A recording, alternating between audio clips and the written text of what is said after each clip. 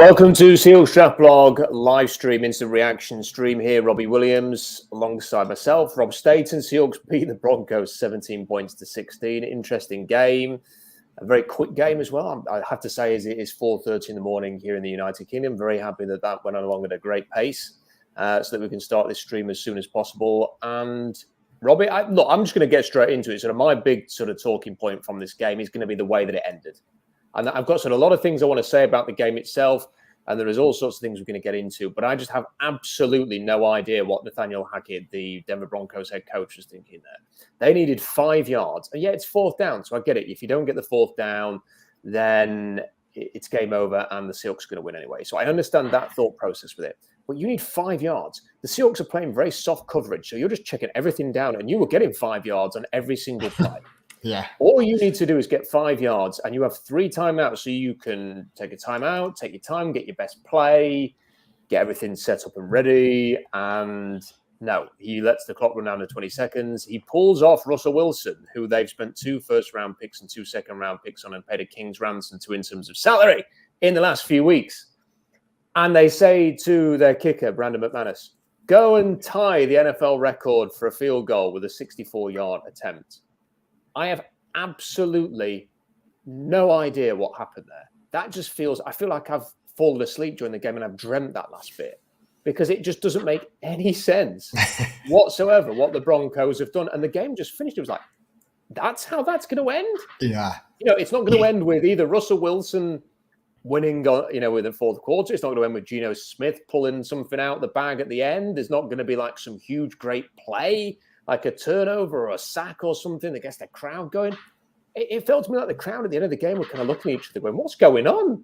And he kicks it wide. I mean, it's just, I cannot believe how that game has finished, Robbie. Yeah, it was pure chaos there. And I mean, even the announcers didn't even have any clue what was going on. And like they, I don't know, it looked like they rushed the first kick out there to kind of get them off surprise. I don't understand at all what they were doing there. I mean, you trade all that draft capital, you give them a huge salary, and you say, okay, kicker, go in it. You're going to take it out of the quarterback's hands. Isn't this why you trade for Russell Wilson? Yeah. You trade for Russell Wilson because when the game's on the line, you want someone to come win you the game. I mean, if the Seahawks had tried that with Geno, or if it was Drew Lock, or if it was a year ago, the Broncos in Bridgewater and Drew Lock, you could kind of understand it. But to do that at the end of the game, after doing all of the trade and the paying of Russell Wilson and bringing Russell Wilson in, is crazy. And you just mentioned it there. They had the first kick, and Pete Carroll iced the kicker, and the kick went about 10 yards wide of the upright. Even that didn't put Nathaniel Hackett off. He thought, no, have another go. That was a test run, and he missed again. I mean, it's one of the weirdest endings to a game I think we'll ever see, just because it's so baffling. Yeah, very bizarre.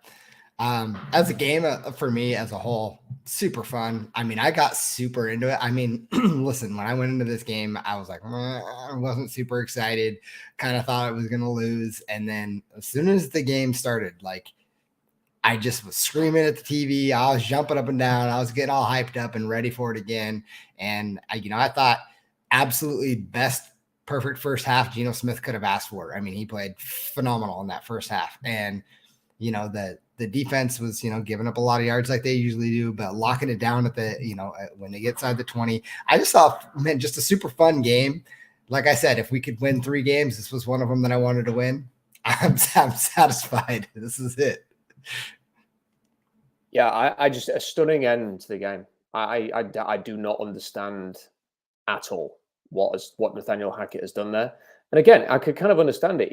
Even if it was any other team, Robbie, but it's the team that traded for the franchise quarterback at the end of, or the start of the off season. I don't understand why you would make a move like that. And then in the first opportunity to sort of justify why you make a move like that, you want to put the game in, not just put the game in your kicker's hands, but you want to put the game in the kicker's hands or the kicker's feet with an NFL record field goal. I mean, it's not even that it was a 50-yard field goal. It was a 64-yard field goal. Absolutely insane. Cannot believe it. Do not understand whatsoever what Nathaniel Hackett was doing in that moment there. And he deserved to lose the game. He deserved to lose the game based on that decision for me, Robbie. Yeah, I mean, weird decision. I'd hate to be a Denver fan right now, and I'm wondering what they're thinking. I'm sure they're just absolutely livid. I mean, I imagine the Broncos fans are having an absolute meltdown right now because they've gone into this season, Robbie, thinking new quarterback, new head coach, everything's grand, and Russell Wilson didn't look that great in that game. I mean, I think Russell will get better. I think Russell Wilson will get better than that. But he was, and we saw it for 10 years, Robbie, slow to the line of scrimmage. It seemed like the play clock was running out every single time Denver had the ball. I mean, he was checking it down a lot more in this game, especially at the end, and taking what was there, which is I guess is a little bit different to what he was doing in Seattle.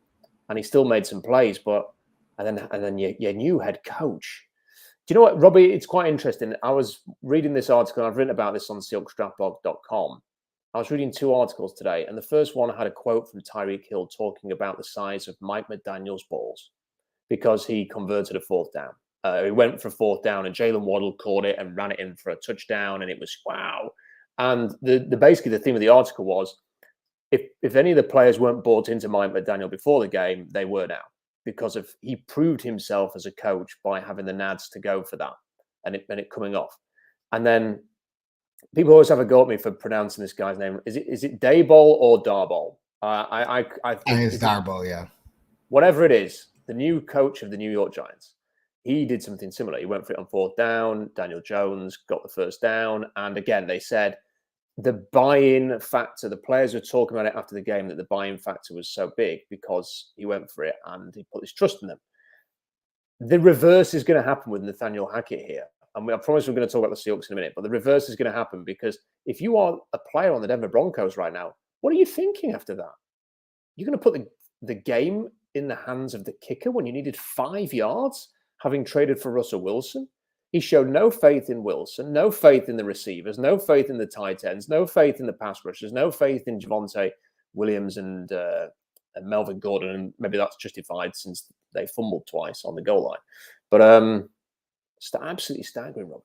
Absolutely mind-blowing. Can't believe it. We've got a super chat from Mike. Get these in. Mike, a big supporter of the channel.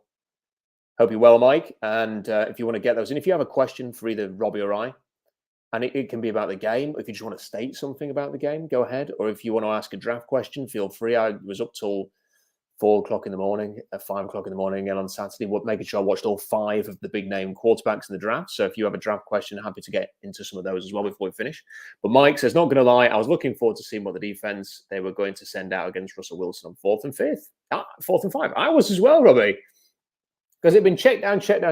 I feel like we've been robbed by Nathaniel Hackett of a chance to see what is Clint Hurt's plan for a play like that.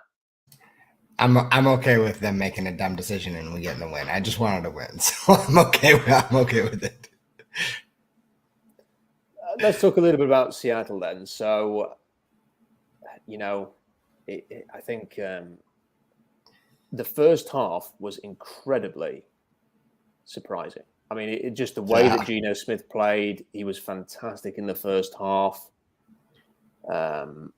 I think there was some concern. The defense played better in the second half for me. I mean, in the first half, they struggled, didn't they, Robbie, to contain the outside run. Darrell Taylor had a real torrid time. But, they played with a great deal of intensity on defense, though. They really did sort of play with their hair on fire. There was some poor execution on defense in the first half, but essentially they were bringing it. And that's all really could have asked for. And then in the second half, they did enough. There was some unfortunate moments. So like the pass interference calls were going against him. It's a rookie cornerback. Kobe Bryant gets horribly beat by Jerry Jeudy. That ends up being a touchdown. And they never really had any breaks there. But overall, the way they played in the red zone was fantastic. 0 out of 4 for Denver in the red zone. Was a tremendous defensive effort. I thought Uchenna Nwosu played fantastically well, Robbie. He was a fantastic day. It wasn't just that he was playing well either. He seemed to almost be like the heart and soul of everything. He was kind of getting the crowd going after every play that he made. Yeah. And just brought it. He was absolutely pumped. He had certainly had the second forced fumble on the goal line, which was recovered in the end zone. I think I'm right in saying that. It is 4:40 in the morning, and created pressure and had a great game. Had a quarterback hit on Russell Wilson, which is a big hit, and your General Nwosu played very well. Mike Jackson was like hammering people out there. He looked to be like a baby Browner by the way that he was playing. Al Woods, I thought, had a fantastic game, and a lot of positives there. On the offense, I don't know, Robbie. I don't know how to, because I think obviously people are going to go a bit over the top with the Geno Smith praise, because he had a fantastic first half. But let's not forget that the Seahawks didn't score a point in the second half. They couldn't get any drives going. I was a bit disappointed with the running game. So the running game, they only ran the ball 19 times and they threw it 28 times, which was unpredictable, especially when they played the entire game with the lead.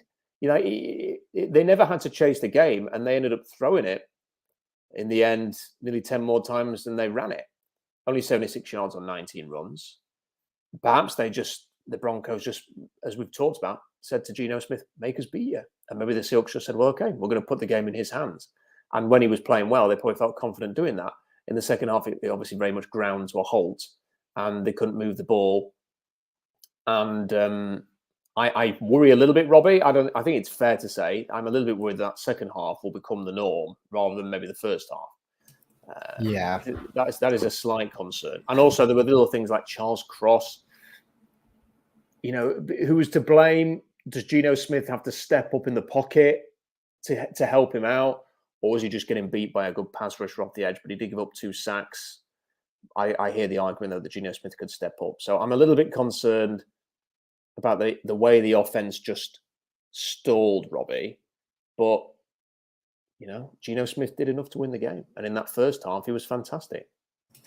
Yeah, I agree. I think that first half, he played lights out, and then he was 23 of 28 tonight, so he only had 5 misses, but the misses seemed pretty bad. There was one overthrow that I was actually worried the safety was going to pick, and then the other one seemed like they were in the dirt, and they just weren't.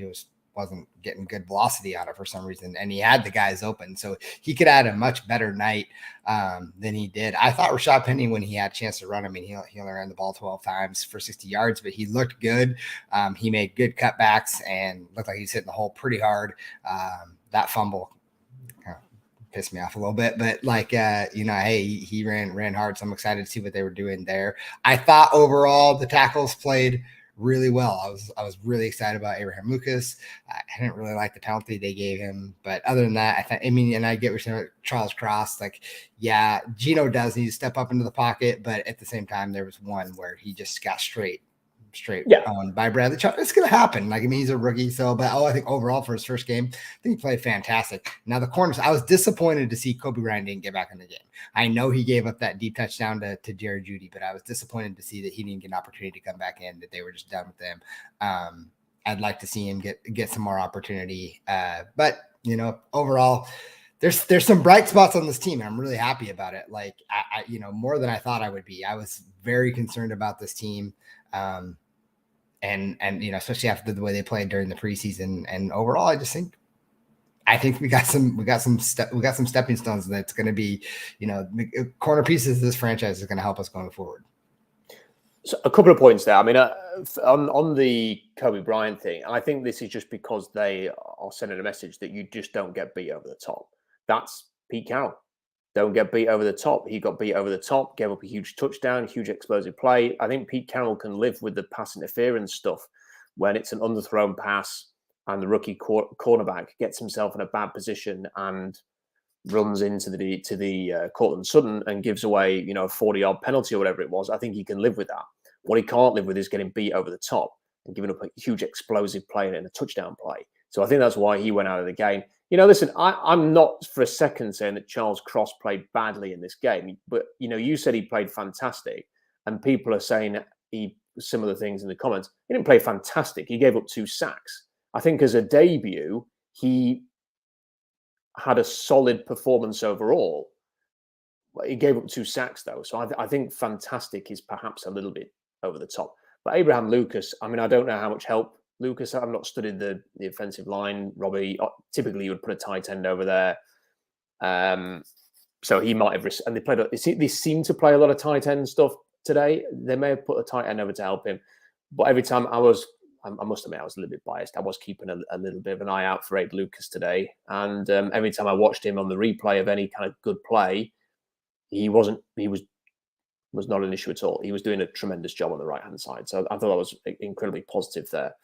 And I'd love to see Kenneth Walker come back. I mean, I don't think, somebody said in the comments in the live chat that the thing that hurt Penny was that he needs a partner in crime. I don't agree with that. I think it is more a case of the Seahawks are going to have to find a way, Robbie, to make their running game as good as they want to, because I think teams are going to do what Denver did a little bit, which is take away the run and Day to win with Geno Smith. In the first half, Geno Smith answered the call, as he's, I think, sort of, people have wrote him up, but he didn't write back, I think is his quote. Well, that's true in the first half, but in the second half, he looked a lot like the kind of Geno Smith that I was anticipating tonight. So they're going to have to find a way to work through that. So anyway, that was my thoughts on that. It's a great win for the team in terms of mentality and approach, Robbie, because as you know, I'm talking about buy-in for Nathaniel Hackett and buy-in for the two head coaches. I do think that this team needs buy-in from the fan base, and we talked about that. If the Seahawks have been blown out today, all of the talk tomorrow would have been Pete Carroll's a dinosaur, and he shouldn't have traded Russell Wilson, and the team's made a huge mistake. The fact that they've won the game flips that as a 360. You know, that will not be this discussion point now tomorrow. So I think in terms of Pete Carroll being able to come out to the media tomorrow and sort of sell what he's selling, and for the team to sort of buy into this, you know, there's a lot of orange jerseys in the stadium today. You know, when the Seahawks next play at home, they want those to be navy shirts or luminous green shirts or whatever they were wearing tonight. So they needed that win, because if they didn't, you know, you wouldn't see that. You wouldn't sort of see that in the next game. So I think it's really important for the team in terms of that buy-in for this team that they got the win as well. Yeah, I think it's super important. I think it's funny, and I just saw somebody say, "Can you guys stop talking about Russell?" I want to go back to this just really fast because I thought it was interesting. I was listening to Richard's sermon. I only caught a little quote of this of what he was saying. He was like, "It's very important for Russell Wilson to win this game." Now, coming back, he's not going to get a chance to come back and play in Seattle for another 3 or 4 years or whatever, if that's the case. And it's important for him to show the fan base like what it is. It's more important for him to win than it would be for us. I don't know if I necessarily agree with it, but I also thought that was interesting that Pete wanted this one. You could see on his face how much he wanted it. When that kick missed, you could just see it, right? I mean, you felt it. And I think it says something to the young guys who haven't been around for a while, like you know, not just the fan base, but for the young players.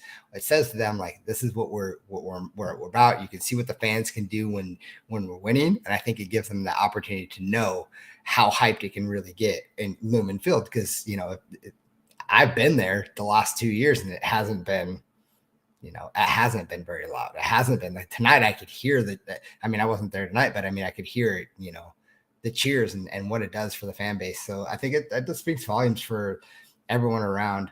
I will say I really do like the way that they did the two tight ends. You were talking about how they lined up a tight end on one side, but they were playing a lot of 2 tight end sets with Colby Parkinson, who I think, you know, we were talking about him prior, like he needs to kind of show up, and I thought he showed up tonight. He played pretty well. I'll say my biggest concern right now is our run defense. And I don't know why Denver, if they would have just ran at us the whole time, I think they could have easily won this game. But for some reason, they just didn't. And maybe that's why he didn't want to, you know, at the end of the game, he decided to go for that kick. But I mean, Russ threw it 42 times and they only ran the ball 20. That's crazy to me when it seemed like they were picking up 6-7 yards almost. It seemed like that almost on every run. I don't know if you felt this way at all, Robbie. When I was watching the first half, I certainly didn't feel this in the second half. I mean, the Seahawks didn't score a point in the second half, but in the first half, I kind of had a little bit of a Beastquake game feel to it, because the Seahawks were massive underdogs in that game against New Orleans, who were the defending Super Bowl champions. No one gave the Seahawks much of a chance, and they came out and threw some punches in that game, and obviously won the game thanks to, you know, one of the most historic plays in NFL history with Marshawn Lynch. Now, there's nothing as big as that. I certainly don't think we'll be talking about Nathaniel Hackett's decision to go with a 64-yard field goal in 15 years' time and reliving that. But I kind of, in the first half, I got a bit of a feel for that. You know, the crowd were into it. There's an upstart Seahawks team against a much more fancied opponent that was, 6.5-point favorites going into the game. I wish I'd had a dabble on that now instead of all the hopeless bets that I did have a go on over the course of this weekend.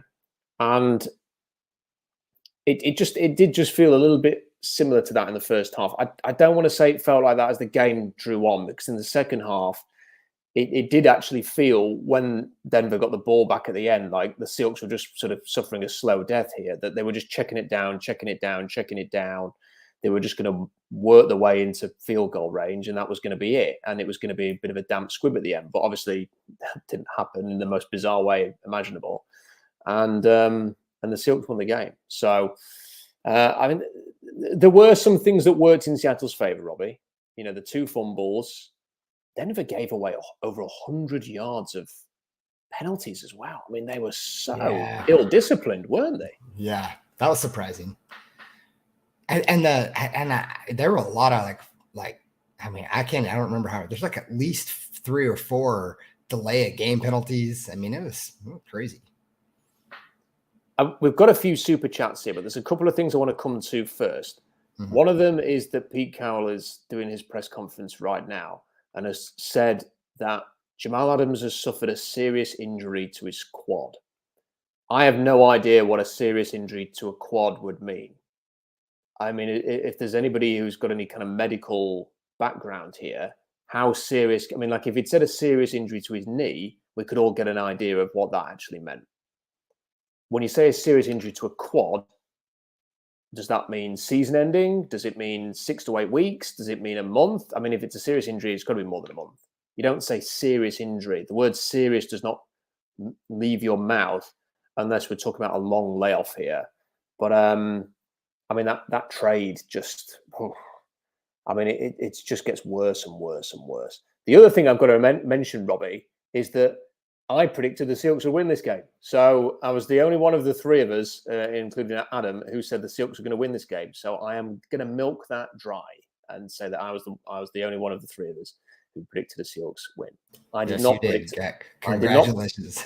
Thank you. I did not predict, though, the exact scoreline, which I believe Adam Jude from the Seattle Times predicted a 17-16 win. So congratulations to him.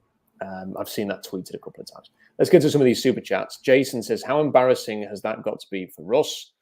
Sorry, $50 million quarterback. You sit down while we try this 64-yard field goal. How crazily ironic.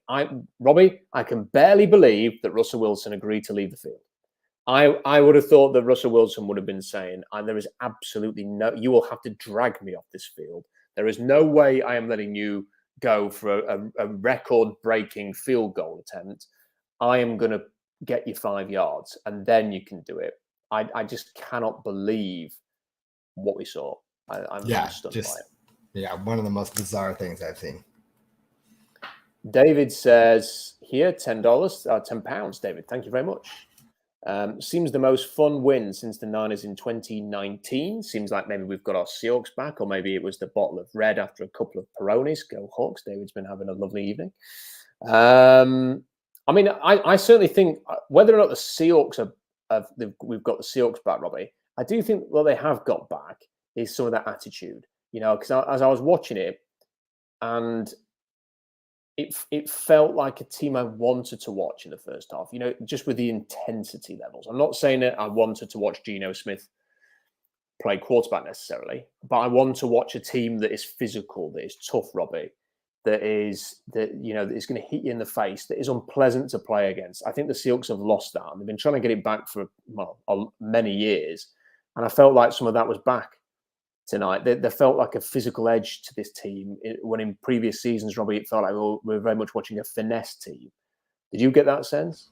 Oh yeah, they looked like they were hitting hard. There was, especially on the defensive side, like they were getting after it. It looked great. The only thing that just drives me nuts is the missed tackling, the not wrapping up stuff, and we had so many missed tackles, that kind of stuff. Like that feels like they're missing the mark on some of that. But yeah, I do. I feel like some of that like swagger is back. And one more super chat. This from M Webb. This was our Super Bowl. Don't care about the Jamal Quandre injuries. It's a tanking season. Was Quandre Diggs injured as well? I didn't know that. I did not see a Quandre Diggs injury in that game. I saw Quandre Diggs drop a beautiful INT that pissed me off. Well, yes, I mean that was it. You know, he'll never play for Yorkshire catching like that, and people in England will understand what I mean by that. And there was also the great Jamal Adams header, which was he headed the ball rather than catching it as well in an interception. But that was those were fun moments. He goes on to say it's a tanking season, and Denver pick maybe better than we thought. And he says, "Go Hawks, F Russ." You see, I know people have got it, and I don't begrudge anybody going to that game tonight and wanting to build a great atmosphere, Robbie, and make life intimidating, because that's what you want from Lumen Field. You don't want Lumen Field to be an easy place to play. It has become an easy place to play over the last few years. It's not been as noisy. So you want it to be uncomfortable. And today, Russell Wilson and the Denver Broncos were the opponent, and it was important to make life uncomfortable for him and his team. But I don't feel the need to say F Russ after this. I mean, Russell Wilson is the best quarterback the Seahawks have ever had and was a big part of the Super Bowl wins. Neither am I that keen on all this Richard Sherman and Doug Baldwin tweeting gifs out tonight. I don't feel the need to go down this road. The Seahawks won. Russell Wilson and the Broncos lost. I wish Russell Wilson, well, not all the very best, at least not this year, because I want the Seahawks to have a great second first-round pick. But frankly, after that, I couldn't care less. When the results of the Denver Broncos are not tied to the fortunes of Seattle anymore, I don't care. What Russell Wilson and Denver do. They're not going to play Denver again for 4 years now, Robbie. We don't need to think about this. So I'm not going to say F Russ. I might say let's ride, but I'm not going to say anything more than that. Yeah, I'll say this. When I remember when Richard Sherman left and he went to the Niners, and everyone was like, "Oh, you have to hate Richard Sherman." I was like, Richard Sherman was part of one of the greatest moments in Seahawks history, and I got to see it live. I will never hate Richard Sherman for anything. He can go wherever he wants. I got to see one of the best things that ever happened. That tip was amazing. He was part of one of the best teams we ever played. And I'll say the same about Russ. Like, he brought a lot of things to Seattle. I mean, sure, there's a lot of selfishness and stuff in it. I understand why people are doing that, but I will not hate any of the players from any of our Super Bowl teams just because they are from our Super Bowl team. I just won't do it. I just, they were here and they're part of one of the greatest moments of Seahawks history. I won't hate the players. Yeah, I think, I just don't see the need to go down that road. We've got another super chat here. Keep them coming. Kirk says Russ left, so the loss wouldn't be blamed on him. You see, I just think it was a complete and utter effort by Nathaniel Hackett. I have just got no idea what's going.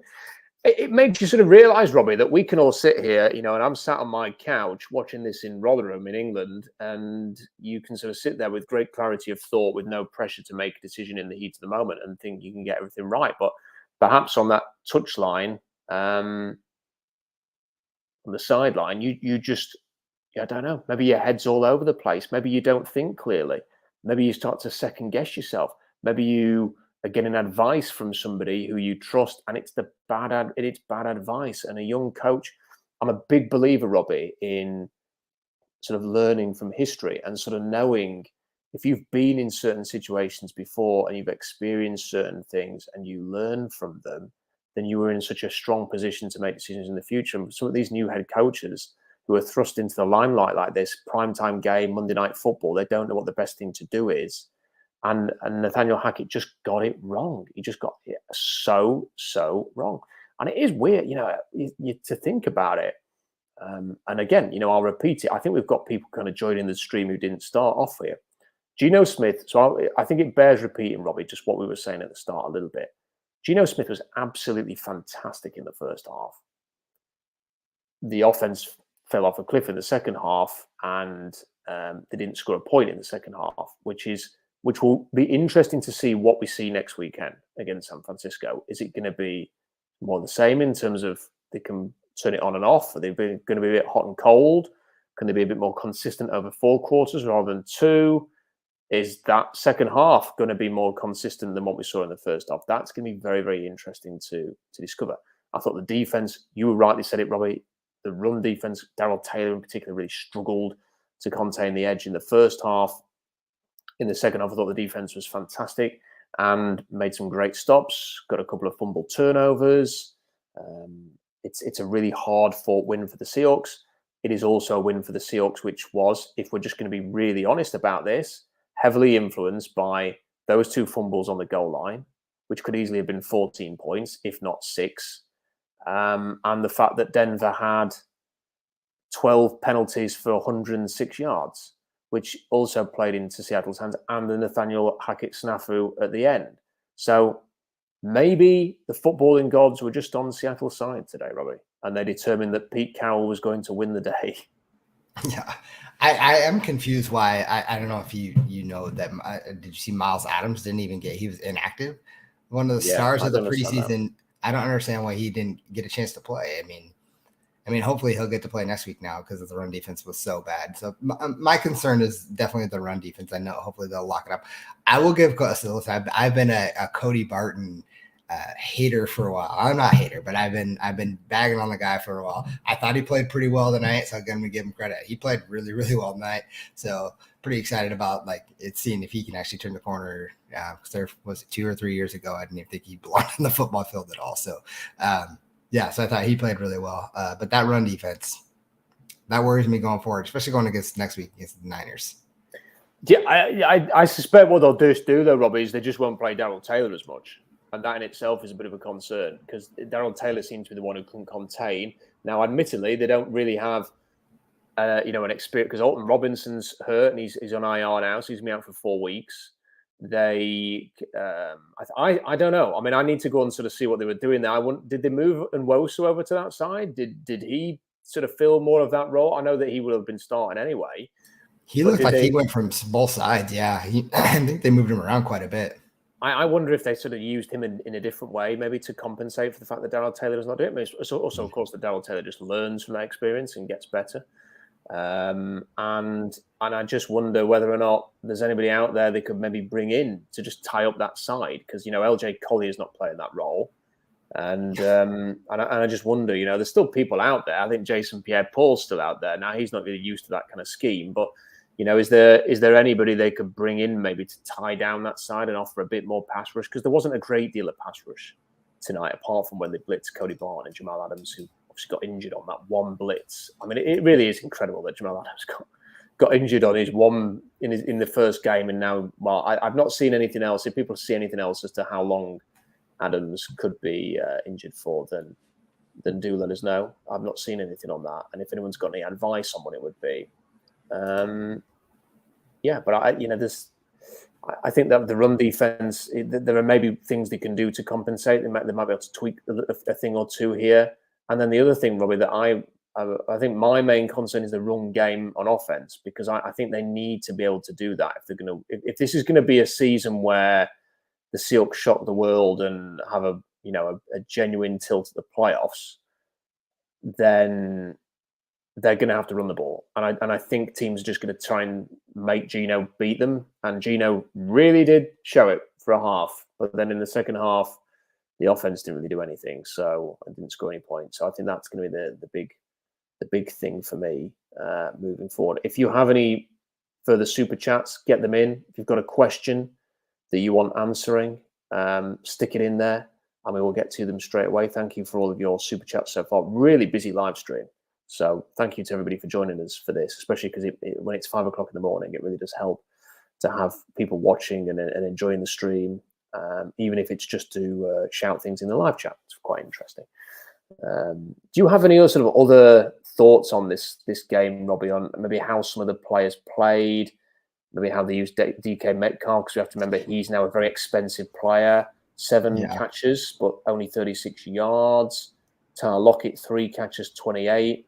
The tight ends, for so long the Seahawks have struggled to get the tight ends into the offense, but they led the team with 43 yards for Parkinson, 43 for Will Disley. Noah Fant had 3 catches for 16 yards. In the end, Seattle had 2 sacks, 1 for Cody Barton, 1 for Uchenna Nwosu for chasing down Russell Wilson. The Seahawks gave up a couple of sacks. We've already talked about that. Charles Cross against Chubb. How do you feel about it? In fact, also tell me what you think about Russell Wilson's performance overall as well. Yeah, so I'll start with the DK thing, just because like I feel like with DK, when I was really excited with the one catch that he had, and then they went right back to him. But I absolutely hate just the bubble screen quick pass to the wide receiver and have him go for it. And I was like, let him run a quick slant or like take a shot downfield. Then if you're that hyped about, don't throw it to the sideline, because then he fumbled right after that, or right at that point. And I'm not saying that's on anybody but DK, but I just I don't like the play call. I think it's 9 times out of 10 you don't get much out of it. I just think it's a terrible play call. So for me, I just really I don't like the screens at all. The wide receiver screens is just useless. So I like coming right back to him after making a good play, but maybe dial up something different. So I thought that play call was a little weak from the game. I thought Russell Wilson, to be honest, I didn't think he looked all that good.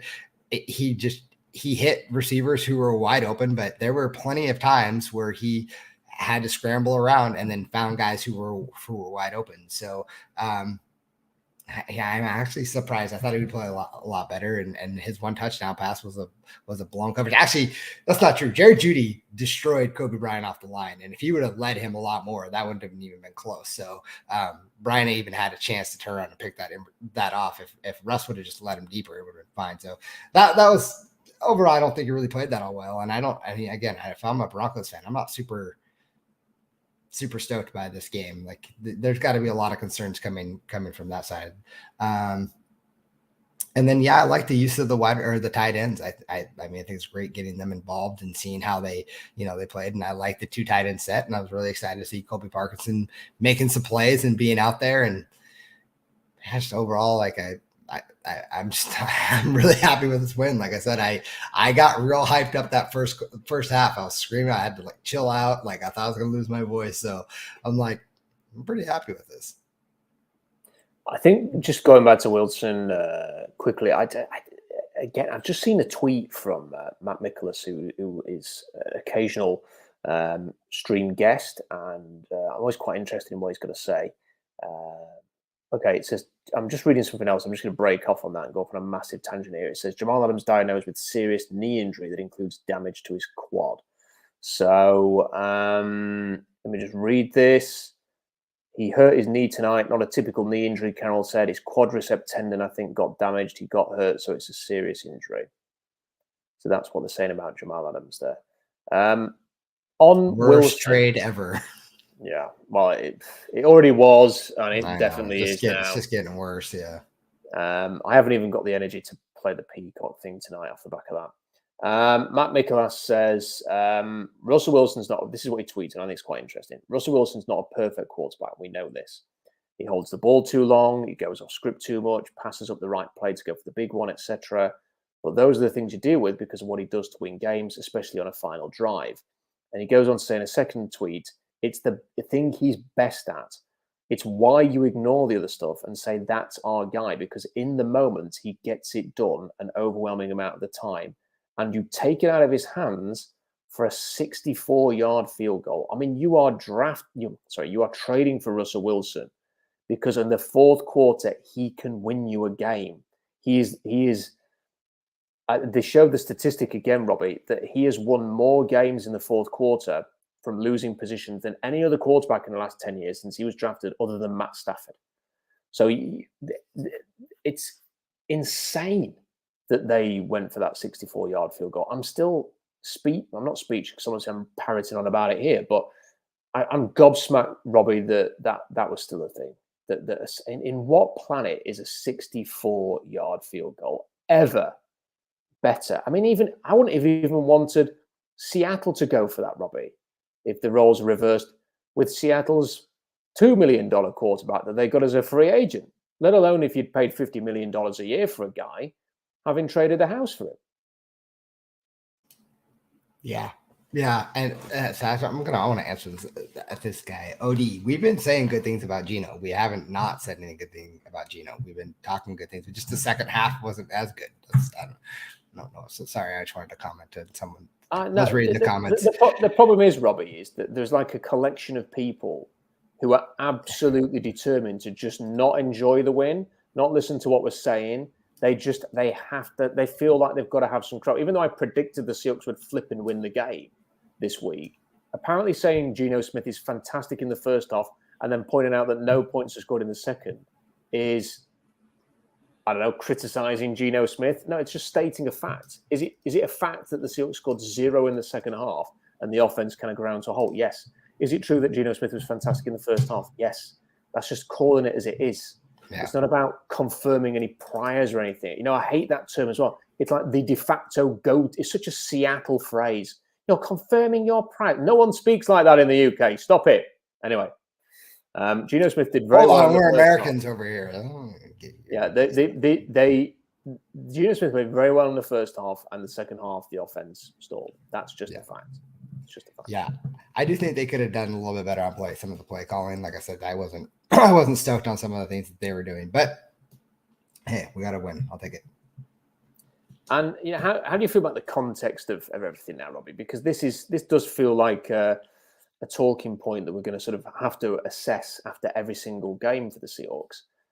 It's a long-term thing. You know, we've talked about it.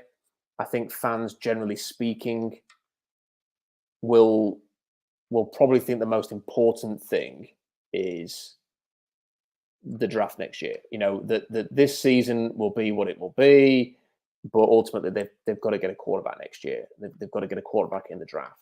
So it's 1 win and 0 defeats right now. Now, the Seahawks could lose the next 5 games. I don't think they will, because I think actually when you actually look at the schedule that they've got coming up, you know, that San Francisco game is a lot more winnable than I think people realize. And there's definitely the potential that they're going to come bouncing back after their horrible defeat in Chicago in the rain yesterday.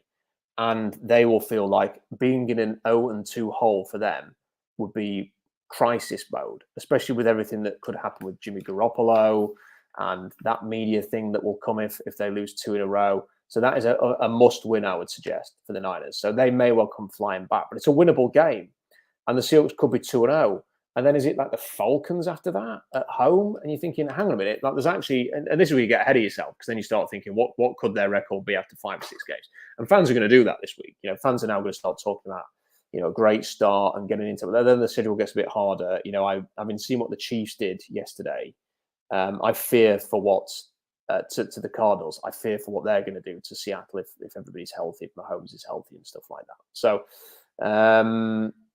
how do you feel about the context of the season and what this means? Because obviously I'm spending all this time watching the quarterbacks. Every win makes it harder to get one of those. But at the same time, I'm not really in the mood for lose every game. Yeah. That doesn't do you any good either. I mean, honestly, how I feel is I'm happy this one's over. I was getting a little annoyed of the, you know, Russ versus Pete, those kind of things, you know, coming back and, you know, I was just kind of over all that hype train on this game. I'm glad this game is over. Like I said, I do want to win against the Niners. Those are what I'm looking for. I do worry about our run defense, and this is what I was talking about. Like the Niners run the ball really well after coming off a loss. I mean, I think somebody said that they dominated, I think, the Bears for the most part and just fell apart there at the end. So I feel like that they could come back and you know, run all over us. And that's one of my fears. But I think for me, I just like, I didn't really have high expectations for the season. So to start off with a win, I'm really happy. And, you know, just take it as it comes. I mean, shoot, if we keep winning, then I mean, you know, I'm not going to say I want the Seahawks to lose. I never want the Seahawks to lose. So this is, you know, just keep taking it for what it is. And hopefully that, you know, we just ride it out, you know, see what happens. I'm out for the most part. I'm just happy we got this first one out of the way. Yeah, I mean, and I'm happy that the game's done now, because I don't know about how you were feeling about it. I was getting a bit tired of the whole, you know, a week of should the Seahawks fans boo Russell Wilson or not, and then the sort of the media hype around this game was beginning to get on my tits a little bit. So I was quite glad when the game's done now and we can move on. And look, I 100% want the Seahawks to be 2-0. Because that means that they beat the San Francisco 49ers next week. 100%. They will never, if we were sat here, and we've never done this, we've never said to tank, you know, I don't have an issue with we've been really consistent with this. I don't know why people have been sniffy in the live chat. We've been consistent with this. We're comfortable. I don't want to speak for you, Robbie. You just nod if you agree with this. I have been comfortable with Geno Smith starting this season, or them just going with Geno Smith and Drew Lock, because this is a season to endure and just get through, and then draft a quarterback of the future. That's what I want to see happen.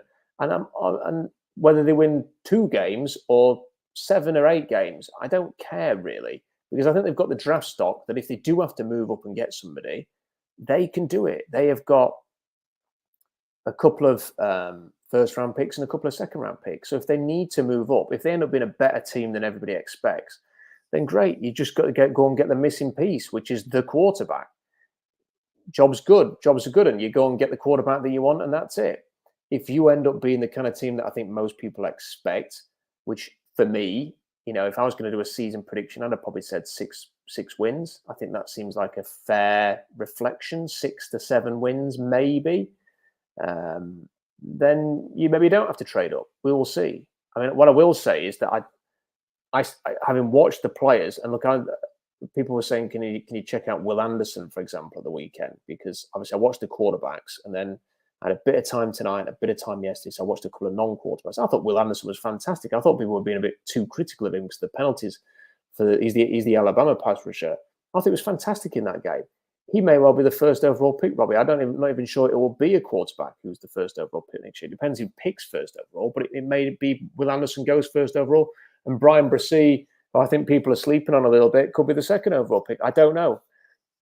That's probably unlikely that no quarterbacks are going in the top 2, but I certainly think there's a chance that someone will take Will Anderson ahead of the quarterbacks in the same way that you wouldn't pass up Myles Garrett for the other quarterback. So I don't think you have to be like, for example, 1, 2, or 3 to get a quarterback. What we have seen teams do, Robbie, is trade up long before the draft, saying we're comfortable with 3 guys, we'll move up there. I mean, San Francisco did that. It was a stupid idea on their behalf because Trey Lance is crap. Said that with the full knowledge that I have just tempted fate for next week, but there we go. And we saw the Rams, I think it was the Rams and the Eagles do it, wasn't it, for Wentz and Goff? So not 3 great, and obviously Washington did it for RG3, knowing that it was either going to be Luck or RG3. Not 4 great examples there, but the point is that if you feel like, okay, there's 3, 4 quarterbacks we like, we'll trade into the top 4, you can do that in whenever. You don't have to wait till you're on the clock to make a trade like that. So I don't really think it matters too much, Robbie, about winning a few extra games this year, or that, you win edge games like this that maybe in another day Nathaniel Hackett doesn't, have the blood circulation cut off to his brain, and maybe the Broncos win instead. I'm not too downhearted about it, to be honest. Yeah, if we win a few extra games than we actually expect, that means like your players are improving and good things are happening. So I'm not opposed to it by any means, and I've never wanted to tank. I've never sucked for Luck or whatever it was that year when everyone wanted Andrew Luck. But I think there's plenty of quarterbacks that are coming out that I'm super excited about. So then we do have the draft capital to move up and get somebody that we really want. So I'm not super worried about it at all. No. And there are some good options, and there are players in the draft who I think would fit Seattle very well. And we've talked about them a lot. And if you've missed the video that I did over the weekend, it's on the channel now. Head over there. The full breakdown of the top 5 quarterbacks: CJ Stroud, Bryce Young, Will Levis, Tyler Van Dyke, Anthony Richardson. They're all on there. My thoughts on how they played at the weekend. I'm going to keep doing that. I'm not going to watch every game, but I'm going to try and watch every game and give you thoughts and feedback on that. If we don't have any further super chats, we'll probably wrap this up in 5 minutes. So if you have a super chat, send it in. But I'm looking forward to the Niners game now, Robbie, because I've seen the reaction. So I know a few Niners fans. One of them was predicting that they were going to win the Super Bowl in the build-up to this game. Another one was very excited to be watching with some mutual friends yesterday. And there may have been photos and videos of his reaction to the loss sent to me when they lost to Chicago. It will absolutely kill them if they lose to the Seahawks next week. They cannot lose that game, which makes me want Seattle to win it even more. Yeah, I'm gonna say both. I got a couple of Niner friends, and yeah, it's been the last couple of years have been great for us being able to beat them. So I just wanted, like I said, if we could win the Broncos game and the 49ers games, I'd be super happy. Yeah. And hopefully they will do that. That is the next weekend's game. I'm sure we'll have a chance to discuss that on the channel between now and next week. But the Silks have started 1-0. Silks win the game. Silksdraftblog.com. A small write-up there. It's very late. I'm not going to do a big write-up for any game that's this late. I'm not sure how often Seattle's going to be on prime time this year, but good start to their season in terms of the wins. And, it's a great opportunity for the Seahawks to try and have a 2-0 start and maybe just create the impression that this can be a slightly different season than a lot of people are expecting. Many thanks to everybody who's watched live, and appreciate all of your support and the super chats that you've sent in. Do hit the like button and subscribe, please. Let's get those subscriptions up. I've seen a message here. Yeah, I'd like to pay my respects to the Queen. I think it's been a very tough week for the people in England, and if there are any British people who are watching this, then they may want to pass on a comment as well in the live chat before we finish or anything like that. But yeah, I'd like to pay my respects to that because it's been a big week for our country over here. Silkstrapblog.com for more analysis. The Rebuild podcast, everything goes on there as well. Please subscribe to the channel. Robbie, always a pleasure speaking to you. Go and rest that throat after all of your shouting. Yeah, I'm good now. I'm good now. Yeah, I took the second half off. And we'll see you all next week and also in the week for more content. Seahawks start 1-0. Good win for the Seahawks. Until next week. Bye for now. See you next time.